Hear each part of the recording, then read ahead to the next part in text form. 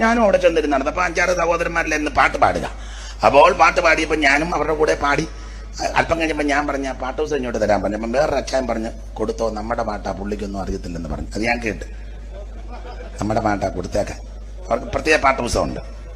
ഞാൻ അന്നേരം ചുട്ടുകുത്തി ഇന്ന് ഇതിൽ നിന്ന് മാത്രമേ പാടുകയുള്ളൂ. അന്ന് രാത്രി അതിൽ നിന്ന് മാത്രമാണ് പാടിയത്. ഞാൻ പാടിയ പാട്ട് പോലും അവർക്ക് അറിയാൻ മേലായിരുന്നു. അത് വേറെ കേസ്. പിന്നെ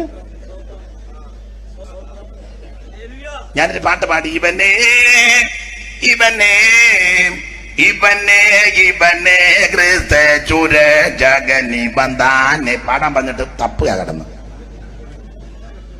അതിൽ പറുതിയിൽ നാഥൻ വാക്ക് ചൊന്ന നരികിൻ സന്തതി ബന്ധാനെ ഇവനെ ഇവനെ ഇവനെ ഇവനെ ക്രിസ്ത ചുര ജഗനി ബന്ധാനെ.